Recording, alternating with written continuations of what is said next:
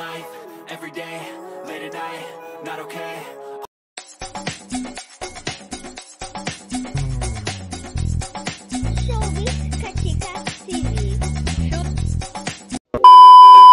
Hello mga kachika!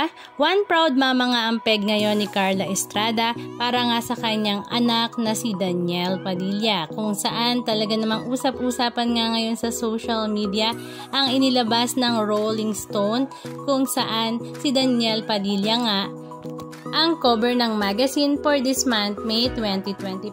At hindi nga nakapagpigil si Carla at ibinahagi pa sa kanyang social media na kahelera na nga ni Daniel Padilla ang mga kilalang Hollywood stars, katulad na nga lang nila Harry Styles, Leonardo DiCaprio, Kendrick Lamar, Rihanna at Adele, ang mga naging cover magazine nga din ng Rolling Stones.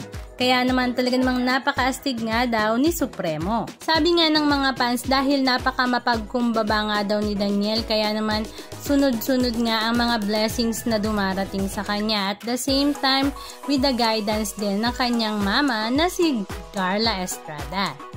Samantala, speaking of Carla Estrada, tuwang-tuwa rin nga siya dahil nga ang kanyang party list ay pumasok nga sa top 3. Ito nga ay ang tingog, kaya naman tuloy-tuloy pa rin nga ang kanyang serbisyo publiko.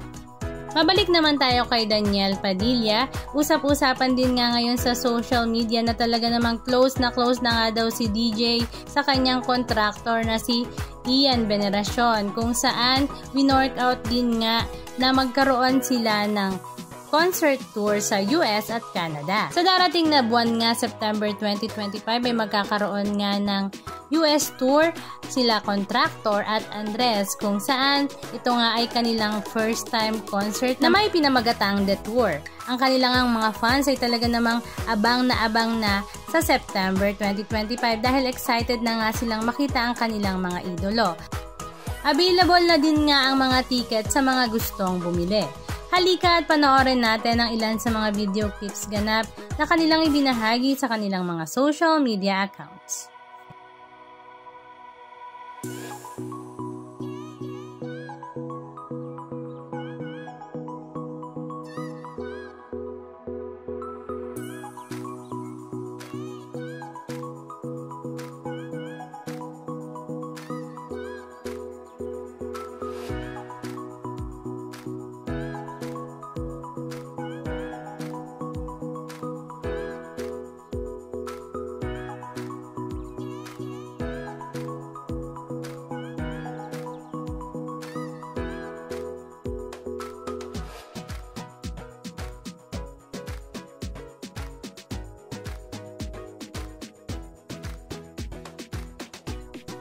Anong masasabi nyo mga kachika? Just comment down below. And please don't forget to subscribe. Thank you!